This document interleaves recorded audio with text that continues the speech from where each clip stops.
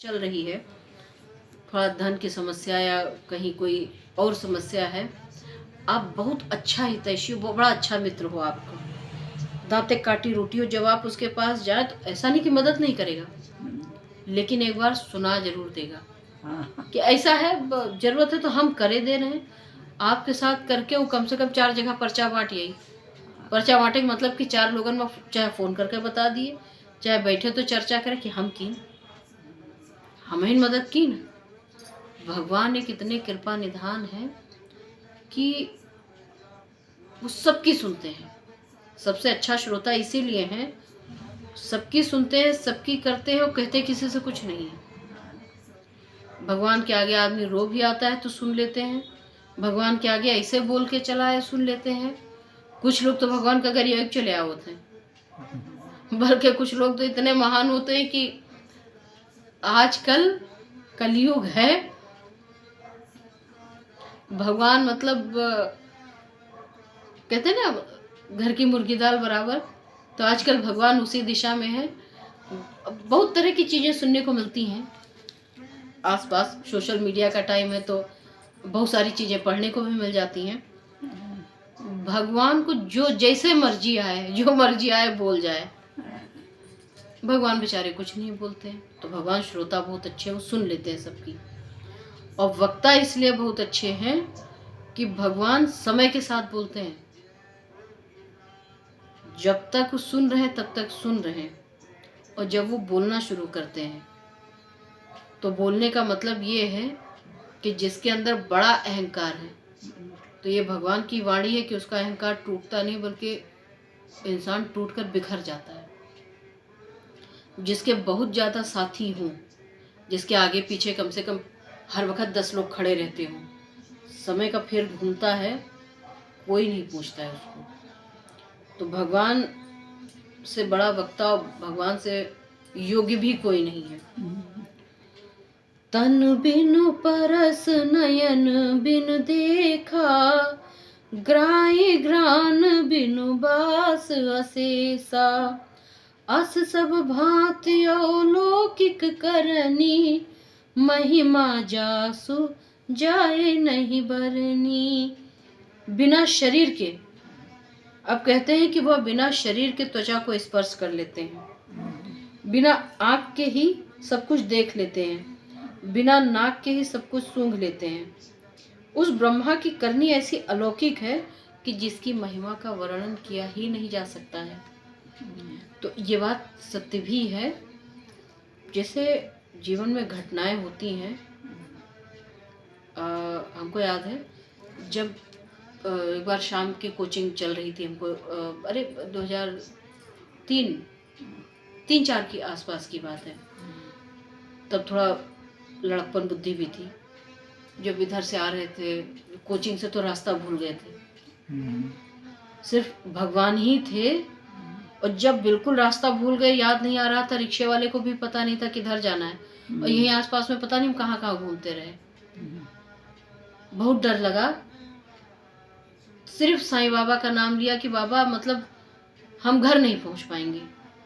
और डर इतना था कि डर के मारे रोने का अलावा और हाथ पैर कांप रहे थे। उस टाइम हमको याद है कि एक थोड़ा अंधेरा हो गया था, एक स्कूटर पर कोई आदमी था जो रिक्शे के पीछे पीछे चल रहा था। उसको समझ में आ गया कि हम रास्ता भूल गए। वो रिक्शे वाले से कहे इनको उतार दो, हम इनको इनके घर छोड़ देंगे। हमसे कहे चलो बैठो, हम तुमको छोड़ देंगे। रिक्शे वाला वो जहाँ भी हो, भगवान उसकी और उसके परिवार की हमेशा रक्षा करें, बोला ऐसा है आप जाओ, और हम घरे लिए जा रहे हैं, हम इनको रोज ले जाते हैं, हम बंधे हैं। मतलब कि उसने ये जताया रिक्शे वाले ने कि हम ही रोज इनको घर ले जाते हैं और घर से लाते हैं।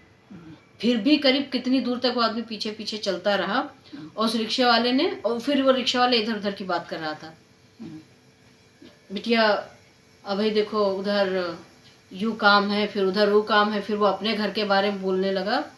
वो रिक्शे वाला ऐसे जता रहा था कि जैसे उसको सब पता है। और फिर जब आदमी चला गया तब हम लोग कहाँ एक जगह कुछ लोग टहल रहे थे, तो हम पूछे भी नहीं थे, हम रो रहे थे। तो एक बुजुर्ग थे, पता नहीं कौन थे, उन्होंने पूछा क्या हुआ। तो उनसे जैसे समस्या बताई, और उस समय भी हम साईं बाबा को याद कर रहे थे, तो हंसे और बोले हाँ हाँ। उन्होंने पूछा किधर जाना है, तो हमने बताया मतलब यही पास मार्केट का। हंस के बोले बोले हाँ चलो चलो, तुमको हम मार्केट तक छोड़ देंगे, उस घर के कोने तक। और जैसे हम वहाँ पहुँचे चौराहे पे, तो हमने कहा अब अंकल हम चले जाएंगे। तो बोले कि हमने कहा कि हम वहाँ तक छोड़ेंगे, मार्केट तक, तो वहाँ छोड़ देंगे। उतरे हम रिक्शे से, मतलब वो लाए हम मार्केट तक, वो भी बैठ के आए उस रिक्शे पे, और रिक्शे वाले को बोला यहीं रोक दो, जहाँ का हमने बोला था उनसे।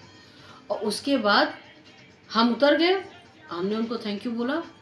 फिर हम सोचे पर्स से पैसे निकाल के रिक्शे वाले को हमने कहा भी रिक्शे वाले से कि भैया हम मतलब अंकल के पैसे भी ले लीजिए और हमारे भी, और अंकल जहाँ जाना चाहे उनको वहीं छोड़ दीजिएगा। हम उतरे, पर्स की जिप खोली, पैसे नहीं निकाले थे, जिसे बैग की जिप से पैसे निकाल ही रहे थे। और उसको हम कहे अंकल आप, जैसे कहे अंकल आपको हमको पूछना ये था कि आपको किधर तक जाना है, तो मतलब उतना किराया हम दे देते रिक्शे वाले को। तो हम देखे वो नहीं थे।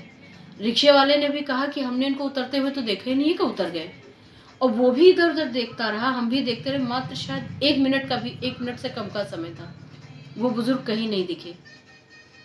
लेकिन हमको यह आभास हुआ कि बाद में शिरडी साईं बाबा को हमने शायद 1-1.5 महीने बाद सपने में देखा। शक्ल उनकी वैसी दिखी जैसे वो बुजुर्ग थे। आज भी कहीं ना कहीं अगर ये माना जाए, छोटी छोटी घटनाएं हैं कि विश्वास हो तो भगवान है। तो भगवान बिना जताए, बिना ये जताए कि हम भगवान ही हैं, निराश्रित हो जाइए और उनसे विनती कीजिए, तो वो सुनते जरूर हैं, और मुसीबत में वही सुनते हैं। तो कहते हैं कि नाना प्रकार से ईश्वर ही रक्षा करते हैं इंसान की। जेहिम गावे वेद बुद्धि, जाहि धरहि मुनि ज्ञान, सोई दशरथ सुत भगत हित, कौशलपति भगवान। आप कह रहे हैं कि जिसका वेद पंडित इस प्रकार से वर्णन करते हैं, मुनि जिसका ध्यान करते हैं, वही दशरथ नंदन भक्तों के हितकारी अयोध्यापति भगवान श्री रामचंद्र हैं। अभी तक माता पार्वती को भगवान भोलेनाथ ये बता रहे हैं कि जिनकी वो पूजा करते हैं। अब जैसे माता पार्वती ने कहा था कि हमको संक्षेप में बताइए कि वास्तव में वो है कौन, तो अब इनको बता रहे हैं कि ये दशरथ नंदन रघुनाथ ही है, और ये विष्णु का अवतार है, कोई साधारण मनुष्य नहीं है। काशी मरत जंतु अवलोकी, जासु नाम बल करहु विशोकी, सोई प्रभु मोर चराचर स्वामी, रघुबर सब उर अंतर्यामी। अब कह रहे हैं भगवान भोलेनाथ, हे पार्वती, जिनके नाम के बल से काशी में मरते हुए प्राणी को देखकर मैं उसे राम मंत्र देकर शोक रहित करता हूँ, अर्थात मुक्त कर देता हूँ। ऐसा माना जाता है, वेद पुराण भी मानते हैं। आप किसी ऋषि मुनि पंडित से चर्चा कीजिए तो कहते हैं कि जो काशी में अस्थियां विसर्जित की जाए या जो अपने प्राण त्यागते हैं, वो मोक्ष की प्राप्ति होती है उन्हें। हालांकि इस विषय में एक बार और भी चर्चा हुई थी कि मरिए या जिए कहीं भी, ये शब्द थोड़ा ऐसे नहीं बोलना चाहिए, लेकिन प्राणांत किसी के कहीं भी हो, शरीर कहीं भी छूटे, चाहे काशी हो, चाहे लखनऊ हो, चाहे बम्बई हो, चाहे कोई और जगह हो, मोक्ष का जो कर्म है या मोक्ष का जो नियम है वो हमारे कर्म पर है। हम अगर कर्म अच्छे करते हैं, अगर हम अपना व्यवहार अच्छा रखते हैं हर तरह से, तो भगवान की कृपा होती है। बाकी काशी का महत्व बहुत है। भगवान भोलेनाथ भी कहते हैं कि हम काशी में जो भी प्राण त्यागते हैं, उन्हें अगर शोक रहित करते हैं, मुक्त करते हैं, तो जिनकी कृपा से करते हैं, जिनका नाम लेके करते हैं, जिनका स्मरण करके करते हैं, वो मेरे प्रभु रघुकुल श्रेष्ठ श्री रामचंद्र जी हैं जो जड़ चेतन के स्वामी हैं, जो सबके हृदय के भीतर के जानने वाले हैं। वो मेरे इष्ट हैं और मैं उन्हीं की प्रेरणा से सब कुछ करता हूँ। अच्छा, यहाँ छोटी सी बात है कि अगर इंसान किसी बराबर स्थिति में है तो कॉम्पिटिटर हो जाता है। अगर मान लीजिए आपके अंदर वही पावर है, आप चाहे बिजनेस में है, चाहे किसी भी लाइन में है, आपकी कुर्सी भी वही है, आपकी कुर्सी का पावर भी वही है, अगले की कुर्सी का पावर भी वही है, तुरंत कॉम्पिटिटर। या तो वो हमारे आगे झुके, नहीं तो कंपटीशन में आए हम झुका देंगे। और आजकल तो ये बहुत चल रहा है। लेकिन एक भगवान भोलेनाथ हैं, एक भगवान विष्णु हैं, ब्रह्मा जी हैं, इनकी क्या महिमा है, जिन्होंने संसार रचा बसा, जो श्रेष्ठ है।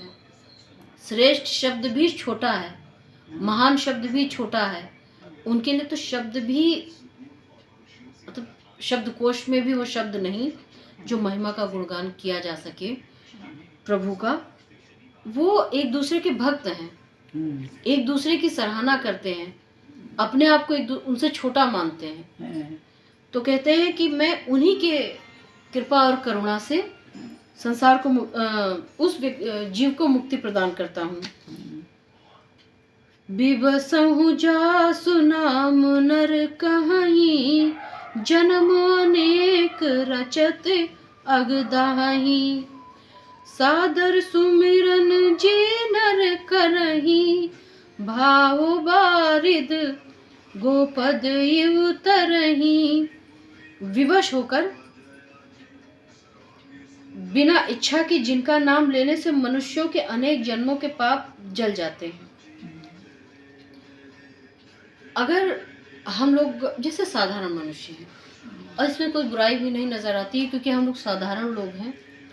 जो बड़े महान लोग हैं उनकी बात और है, लेकिन साधारण मनुष्य का क्या है कि जब वो पूजा पाठ करता है, कोई प्रार्थना करता है, कोई व्रत करता है, उपवास करता है, तो ये कहता जरूर है कि हमारा ये काम हो जाए, भगवान हमारा ये काम हो जाए, हम इतने का प्रसाद चाहेंगे। हालांकि प्रसाद भगवान नहीं लेते हैं, मान का पान भला, पर भगवान भी देखते हैं जब तुमने कहा है तो फिर काम हो गया तो करो। तो कहते हैं कि साधारण मनुष्य के लिए तो है ये काम हो जाए, वो काम हो जाए, तो हम ये करेंगे वो करेंगे, परंतु जो बिना इच्छा के ही, मतलब निरंतर भगवान के चरण में आप लो लगाए रखिए और उनके शरण में समर्पित हो जाइए कि प्रभु आप हैं, आप ही जीवन का आधार हैं, आप ही हमारा सब कुछ है, हमारे पास कोई राह नहीं है। और इतना समर्पित हो जाइए कि वही वो हो। उनकी कृपा ऐसी होती है कि करोड़ों जन्म के जो पाप होते हैं उनका नाश हो जाता है। इंसान बड़े से बड़े गड्ढे से सुरक्षित निकल आता है, ये उनकी कृपा है। लेकिन उसके लिए सबसे पहले परिश्रम ये है कि उनकी शरण में जाना पड़ेगा। उनकी कृपा प्राप्त एक दिन में नहीं होती है। और इंसान के जीवन में जो मतलब कह लीजिए रिश्तेदार, नातेदार हैं, मित्र हैं, सखा हैं, पड़ोसी हैं, वो तो एक एक झटका देते हैं।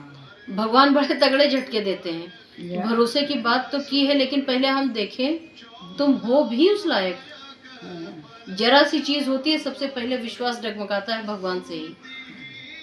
तो हम भगवान भगवान कहते बहुत हैं, जब हम उनकी तरफ अपना भरोसा कायम नहीं रख पाते हैं, जरा सा एक उतार चढ़ाव की लहर आई और तुम ऐसे हो, तुमने किया नहीं, फिर तुम किस बात के भगवान हो। हमारे अंदर वो क्षमता नहीं है कि हम अपने आप को उनकी एक चीज पर खरा उतार पाए, और वो है उनकी शरण में अपने भरोसे को। तो हम उनसे किस बिना पर ये कह सकते हैं कि आप हमारे काम आइए, हमारी सुनिए। हमारे एक वही, और उनके तो हम जैसे करोड़ों हैं। उनको हमारी पड़ी रहे ये जरूरी नहीं है, हमें उनकी पड़ी रहे। अभी कोई बड़े पोस्ट का अधिकारी हो, हम 70 बार जाके उसके पैर छुए आएंगे कि सर ठीक है सर 4 दाई गरियायु दिए, तो सर के चप्पलों तुरंत साफ कर दिए आदमी। वही भगवान है, अगर एक बार कह दिया कि ये काम हो जाए और कुछ दिन चापलूसी की, सेवा चाकरी की, काम ना हुआ, तुम भगवान हो। ससुर काहे के भगवान, तुम हमारी बात पे खरे नहीं उतरे। मतलब हम इतने बड़े हैं, वो हमारी बात पे खरे उतरे। लेकिन भगवान की वही महिमा है कि हम अपने अंदर की उस नीचता को छोड़कर फिर जब रोते पीटते उनके पास जाते हैं, प्रभु भगवान, बाहें खोलकर फिर भी अपना लेते हैं। कोनो आदमी हो, अभी उसके पास आप जाइए, कान पकड़े दौड़ा दिए, खाए ससुरो, जब जरूरत रही तब तुम हमका आंखी दिखाओ तो हम तुम्हारा काहे सुनी। लेकिन ये हकीकत है कि उनसे महान कोई नहीं, भगवान मेरे दया। तो सबसे पहले उनकी शरण में जाना और उन पर खुद को समर्पित करो, उन पर अपना भरोसा कायम करो, तब उनसे उम्मीद करो। तो कहते हैं कि भगवान तो इतने महान है और इतने दयालु और करुणामयी है, करोड़ों जन्म के पाप पल में क्षमा कर देते हैं। राम सो परमात्मा भवानी, तहाँ ब्रह्म अति अवेत तब बानी। अस संशय अनंत उर्माही, ज्ञान विराग सकल गुर जाही।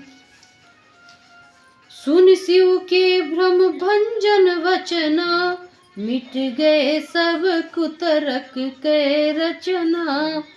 भई रघुपद प्रीत प्रतीति, दारुण अस संभावना भीति। अब कह रहे हैं कि हे पार्वती, वही परमात्मा श्री रामचंद्र जी हैं, उनमें तुम्हारा ये जो भ्रम है ये अत्यंत अनुचित है। भगवान भोलेनाथ ने माता पार्वती को पहले भी समझाया था जब वो सती थी, अब भी वही समझा रहे हैं कि जो बार बार तुम संदेह ले आती हो, इसे छोड़ दो।